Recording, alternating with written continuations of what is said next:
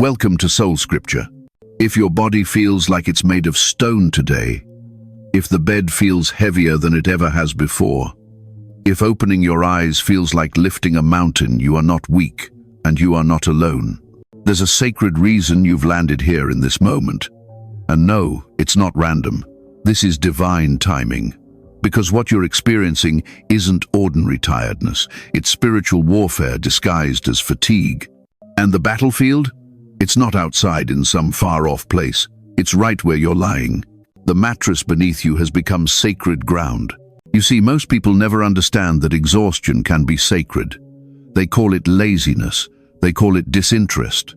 They say, just get up, as if your soul isn't tangled in 1,000 unseen battles. But chosen one, what they cannot see is that you are fighting for your life not with fists, but with silent courage.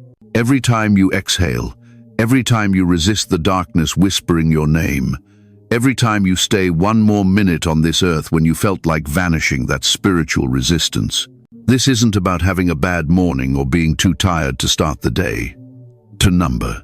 This is about waking up with invisible wounds after surviving night after night of emotional combat. And if no one has ever said this to you, let me say it clearly.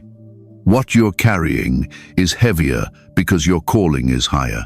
You are being forged, not broken. You are being stripped, not abandoned. Your stillness is not weakness. It is a sacred preparation. Let's go deeper. Every time your alarm goes off and you just stare at the ceiling, motionless, a war is happening. Your body may be still, but your spirit is roaring. Angels are standing guard, watching over a soul that refuses to quit, even in silence. Because chosen ones don't always fight with noise, they fight with their breath, with their decision to stay, with their refusal to let despair win. Your body isn't failing you.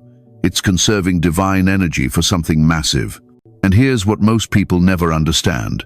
The days when you can't get out of bed are often the days when God is doing his deepest work, not in the spotlight, not with shouts, but in sacred silence.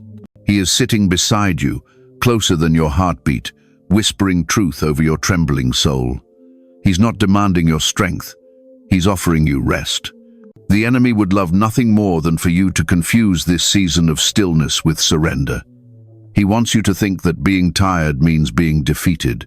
But you're not defeated. You're just shedding what was never yours to carry. And that process is messy. That process feels like fatigue. It feels like fog in your mind, like a weight on your chest. But underneath it all is a spiritual reset that the enemy can't stop, no matter how much he tries to convince you it's failure. I need you to hear this in your spirit. You're not stuck. You're stationed. Let me say that again because somebody's soul needs to anchor to this. You are not stuck. You are stationed. God has positioned you in this pause. This moment isn't punishment. It's preservation. It's the divine pulling you back before launching you forward. Just like a slingshot gets pulled further before it's released with power, so too are you being drawn into stillness so that your next rise is unstoppable. And yes, I know, it feels unfair. It feels endless. You're watching others move forward, glow up, and claim blessings while you're just trying to brush your teeth without breaking. But remember this. God is not interested in the applause of man. He's invested in the alignment of your soul. You're not behind. You're being rebuilt. Because something massive is coming. Chosen one. The kind of light you carry cannot rise on shaky foundations. It has to be built on stillness, surrender, and supernatural rest. Your tiredness is a signal that the next chapter is forming. Heaven is reshaping your soul while the world sleeps on your struggle. And when you finally rise, yes, when you rise, even in pieces, the ground beneath you will recognize that a warrior just stood up. You don't need to leap today. You just need to breathe. And if you can do that, then you're already winning a war most people don't even know exists. Keep breathing, keep listening. Because in this stillness, heaven is whispering the instructions for your next breakthrough. They see you lying there, and they assume it's weakness, that you're resting, that maybe you're unmotivated, unfocused, or even failing. but they don't understand. They've never had to carry the invisible weight of a soul on assignment. They've never fought battles that leave no bruises on the skin but tear through the spirit like a storm. Chosen one, what you're experiencing isn't exhaustion from doing too little. It's the weariness that comes from doing too much, too silently, too sacrificially, too sacredly. You've been holding it together for so long, holding space for others, being the strong one, praying for people who never pray for you, giving advice, encouragement, time, presence, while your own spirit is barely standing, and no one sees it, because you've learned to perform strength like a warrior on stage. You've learned to smile through heartbreak, to speak life, while your own soul is unraveling at the seams. Let me speak something into your spirit now. You are not failing. You are not falling apart. You are carrying something sacred that your body and mind are still trying to understand. This exhaustion, this fog, this emotional weight, it's not dysfunction, it's divine fatigue. It's what happens when a vessel created for fire has been burning for too long without refilling the oil. You've been burning at both ends, and now God is calling you to rest, not because you're broken, but because you're beloved. Look at Scripture. Even the strongest couldn't keep going without breaking. Elijah, after calling fire from heaven, collapsed beneath a tree and begged God to take his life. Not because he was weak, but because he was spent. Jesus, the Son of the Most High, sweat drops of blood under the crushing weight of his assignment. Jeremiah cried so deeply they called him the weeping prophet. Do you see the pattern? Your pain isn't proof of failure, it's evidence of purpose. And still, even after all of this, you try to justify your fatigue. You try to minimize it. You tell yourself, I should be stronger. I should be grateful. Other people have it worse. But heaven isn't asking you to compare your pain. Heaven is asking you to acknowledge it. To admit that yes, you're tired. That yes, you've been running too long on spiritual fumes. That yes, you've spent years holding burdens that were too heavy for one soul alone. Chosen one, you don't get tired because you're lazy. You get tired because you've been faithful in silence. You've been carrying generational wounds, emotional burdens, and spiritual responsibilities that others don't even know exist. You've been interceding in the spirit while pretending everything's fine in the natural. And now, your soul is crying out for permission to be human again. You've done the supernatural. You've survived the unseen war. Now God is calling you to lay down the armor for a moment, not forever, just long enough to be held. Because you weren't created to carry it all alone. Even Jesus didn't carry the cross to Calvary by himself. Simon had to help him.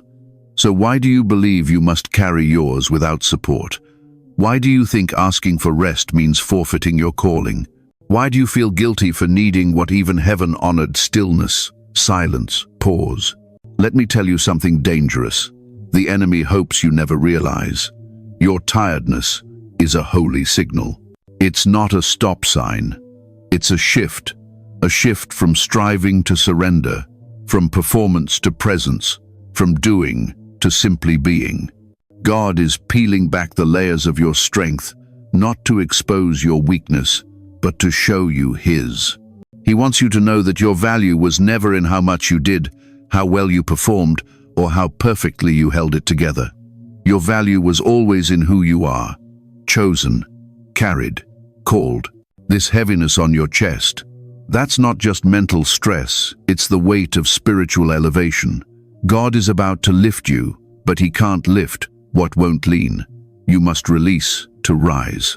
You must collapse into his arms, not in shame, but in surrender. So, chosen one, I ask you this today not to shame you, but to set you free. When was the last time you let yourself simply rest? Not scroll, not numb, not disappear, but truly rest. Let go, be known, be held. You don't have to earn it. You've already endured enough to deserve it. And the beautiful, terrifying truth is this: your bed has become both altar and battleground. And in the stillness of this sacred place, the Spirit of God is about to whisper something that will shift the very course of your life. You're not resting, you're resisting. That's the truth they don't see. the reality they wouldn't believe even if you tried to explain it. You're not hiding from life. You're surviving a level of spiritual warfare that has no words, no wounds that bleed, no sound to scream. You're fighting to stay intact when everything in you has been stretched too thin for too long. This war you're in, it's silent but savage. It doesn't announce itself with explosions. It arrives like a shadow, creeping in through whispers and stillness. And while others look at you and say, "You look fine," they don't know that getting out of bed feels like crawling up a mountain blindfolded. They don't realize that brushing your teeth or getting dressed requires energy that feels extinct. But let me tell you something, the enemy hopes you never learn. Every small act you accomplish while carrying that spiritual weight is a victory. Every breath you choose to take instead of giving up heaven registers it. Every tear that falls silently into your pillow becomes an offering of resilience that shakes the spirit realm. The war may be invisible, but your fight is loud in the heavens. You've learned to function with a cracked soul. You've learned to smile with an aching heart. You've shown up when your bones screamed for retreat. And this quiet endurance is not cowardice. It's the mark of a spiritual warrior. The ones who bleed in silence are often the ones marked with the fiercest light. Chosen one, please hear me. God has not overlooked you. He's not waiting for you to rise in triumph before he steps in. He's already here, on the floor beside your bed, sitting silently in your shadow, collecting the prayers you couldn't form with words, interpreting the sighs that escape you when no one's around to hear them. That spiritual groaning, that's not nothing. That's intercession. You think no one's praying for you? Heaven is. Angels are. And even now, right this moment, as your heart aches and your limbs feel like they're drowning in lead, heaven is moving in response to your pain, because the most powerful prayers aren't always shouted. Sometimes they're just a breath, a whisper of help, or why, or God, please. And God, he heard it all. He's not measuring your faith by how many verses you quote. He's not judging your weariness. He's not demanding your perfection. He's watching your persistence. You haven't quit. Even in your silence, you've stayed. Even in your ache, you've held on. Even in your stillness, your soul said, "Not yet." And that chosen one, that is sacred warfare. You see, the enemy doesn't always try to destroy you with fire. Sometimes he uses fog. He clouds your mind. He wraps your spirit in heaviness. He whispers doubts in your most tired moments. You're too broken. You'll never rise again. This is who you'll always be. But do you want to know why he fights you so hard in the quiet? Because that's where your real power lives. In the moments when no one's clapping, when no one sees you, when it's just you, your pillow, and the Spirit of God humming quietly in the shadows. He fears those moments because they're where destiny is forged. Not on stages, not in lights, but in silence. In Surrender, there are victories that happen without movement, breakthroughs that are born in the womb of stillness. And you, yes you, are in that sacred in-between, not quite broken, not yet risen, but becoming. And when you finally rise, because you will rise, it won't just be you getting out of bed. It'll be a resurrection, a defiance of darkness, a declaration that the whispers didn't win. You don't owe the world performance.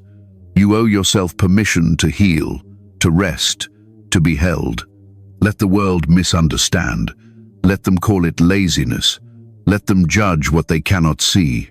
You were never made to be understood by the masses. You were made to move the unseen. So today, let your stillness be your sword. Let your breath be your battle cry. Let your decision to stay on this earth, to not give up, to simply endure be your warfare. The enemy hoped you'd collapse in this stillness, but instead, you're building strength. And what's coming next? He won't be ready. The world tells you your bed is a place of comfort, a refuge to recharge, a quiet pause in a loud life. But for you, chosen one, that bed has become a battleground. Not of flesh and blood, but of spirit and shadow. It's where the real war wages when the lights go out and the silence grows loud. Because that's when they start to whisper. Not people, not your thoughts, but spirits, forces, voices that mimic your own inner dialogue, slipping in so subtly you don't even realize they're not yours. You're falling behind. You're worthless. You're a burden. God's forgotten you. It's spiritual sabotage cloaked in self-talk. And it happens most when you're alone, unguarded, vulnerable. They don't shout. No, shouting would be too obvious. They whisper. Quiet, venomous suggestions sown into your thoughts like seeds of despair. And under the covers, in the stillness, those whispers begin to bloom. The darkness starts to press in like a weighted blanket. And before you know it, the scriptures you've clung to feel distant. The prayers you once prayed feel like echoes in an empty cave.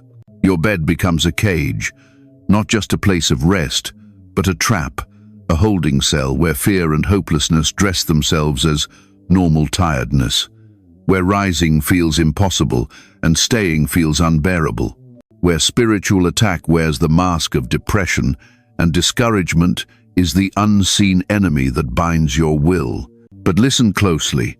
There's something else in the room. You're not alone, not even in this. Because while the enemy has made your bed a battleground, God has turned it into an altar. Right now, right where you are, He is seated at the edge of that bed, not to condemn, not to rebuke, but to remain. His presence hasn't left you, even in your silence, especially in your silence. He hasn't demanded you speak perfect prayers or quote powerful scriptures. He's just there. Do you remember that night, the one where you couldn't form words?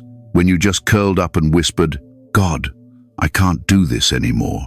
That wasn't weakness. That was worship. The kind of worship that breaks chains in the spirit realm.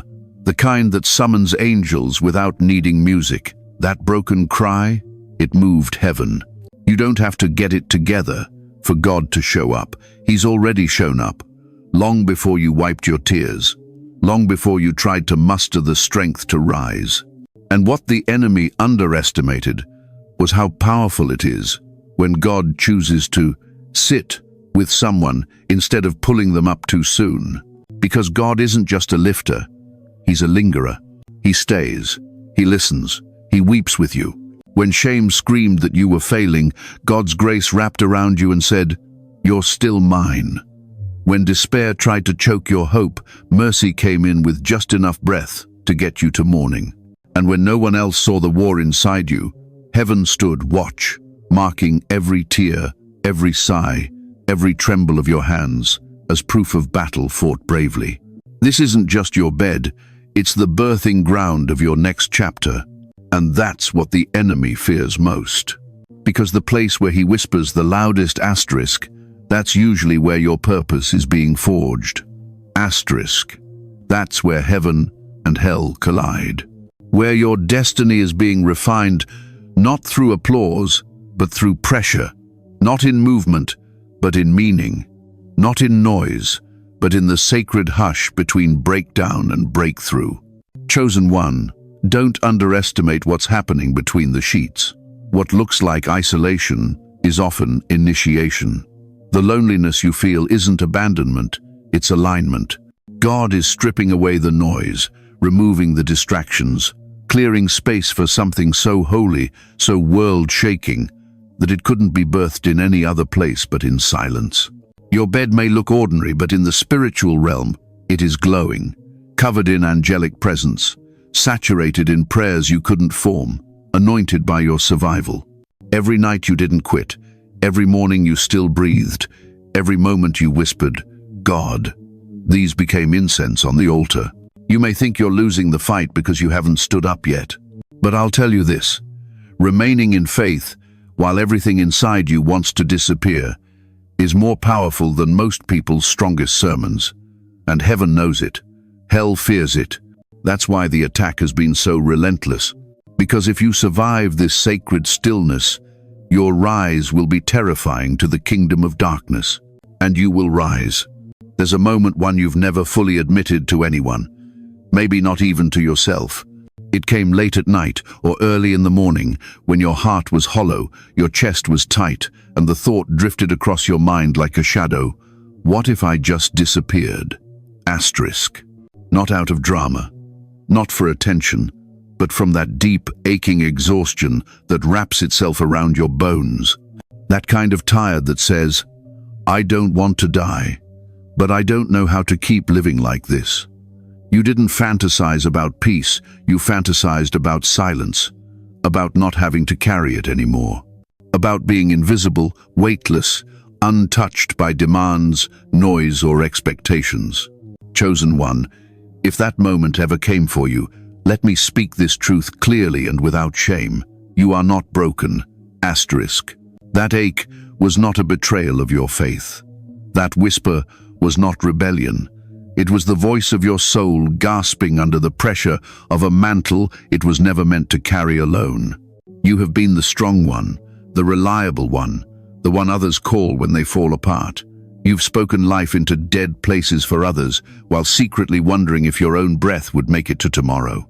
You've walked into rooms with a smile that cost you everything.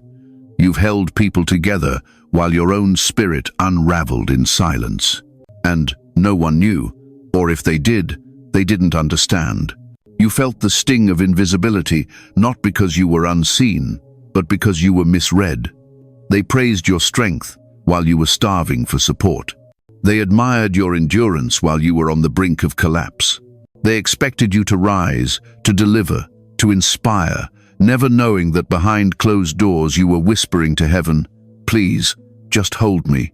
I can't do this anymore. But heaven heard. Heaven heard every breath you didn't think mattered, every muffled cry into your pillow, every night you curled into yourself and begged God to explain why it had to be this hard, every silent scream in the shower, every drive where the tears streamed, and you hoped the light would turn red just a little longer so you could compose yourself before walking in again, like nothing was wrong. Heaven heard it all, and heaven moved. You see, the enemy doesn't need to destroy you outright. He just needs you to walk away from your calling, to give up before the breakthrough, to believe the lie that this is how it ends. But you've lasted too long. You've made it too far. There's a flicker inside you, a whisper, a pulse, a breath that simply refuses to die. It's the ember God planted inside you before your first breath, that spark that outlasts despair, that holy resistance that shows up even when your body won't, that sacred not yet that lives in your spirit even when your mouth says, I'm done. And that flicker is dangerous, because it means you haven't quit. Not really. It means the fire is still there, no matter how dim it looks.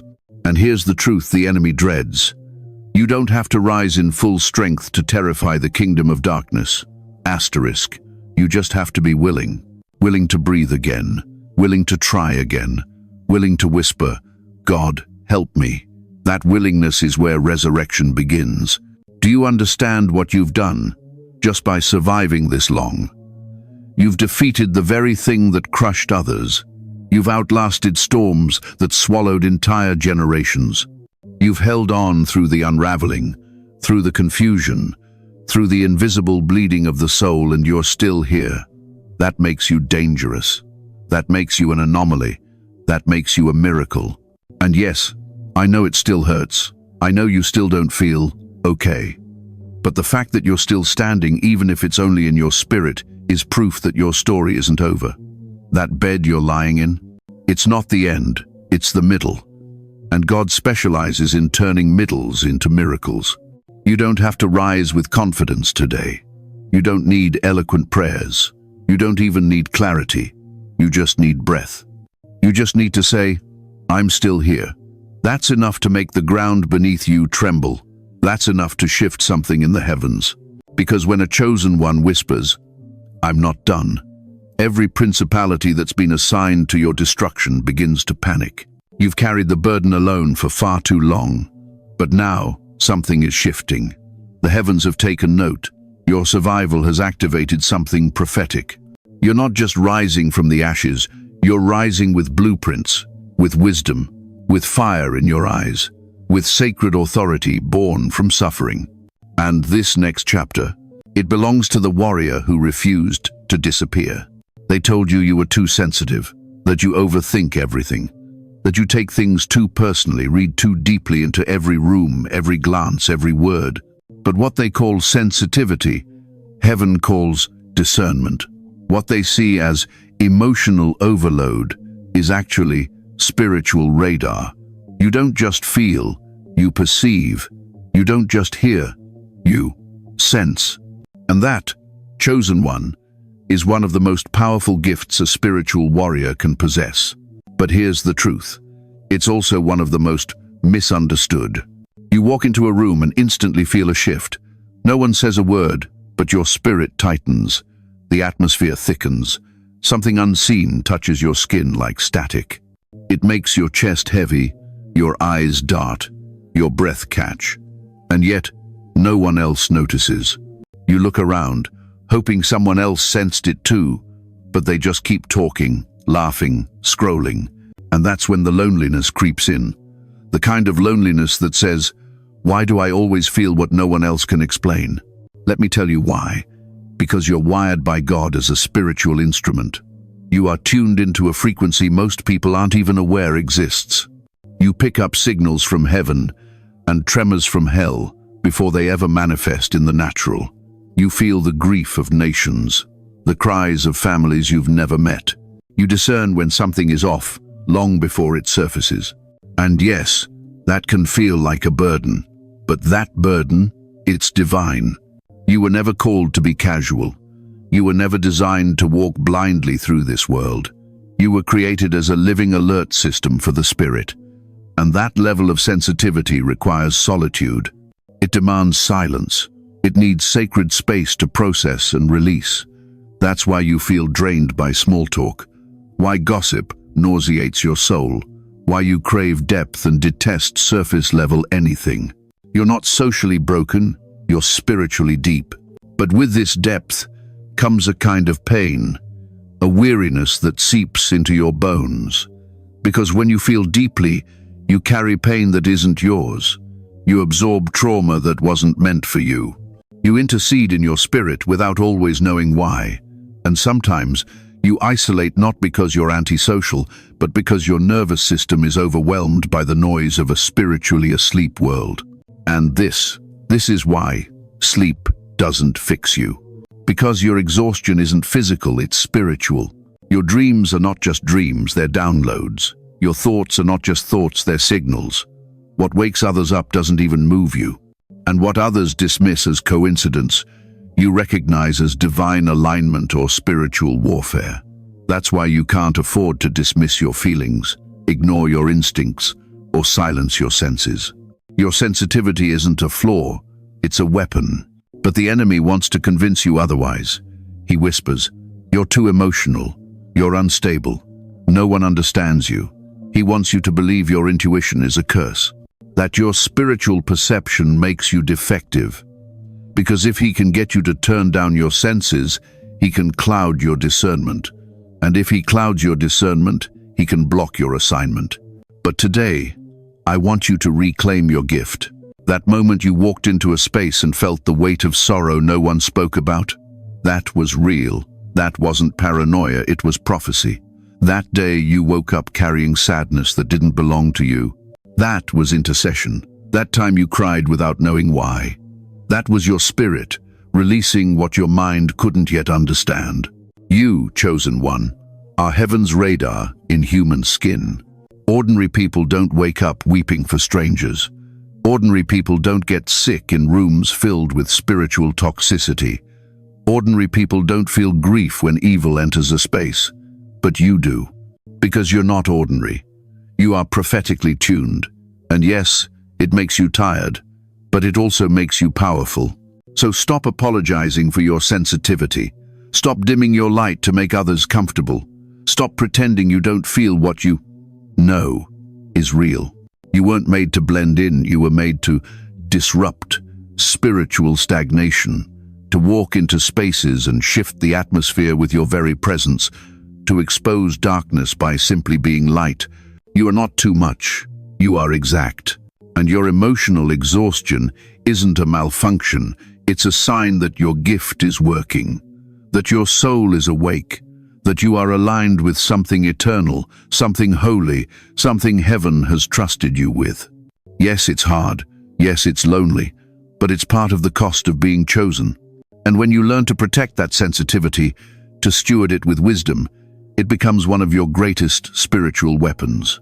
Because the one who feels deeply can also hear clearly, and the one who hears clearly changes destinies. Let's go deeper now into the place no one talks about, not even in hushed tones, into the secret war you've been fighting, the one that doesn't just target your strength, the one that goes for something far more dangerous, your will to live. Because there comes a point in the chosen one's journey where the battle is no longer about pushing forward. It's about not disappearing, not leaving quietly, not vanishing without notice. It's that hollow ache that creeps in on the loneliest days, when even your name feels foreign in your own mouth, when the sound of life itself feels too loud, too fast, too overwhelming. But chosen one, hear me. That voice in the darkness that whispers, no one would notice if you stopped showing up. That voice is not yours. It is not God. It is not truth.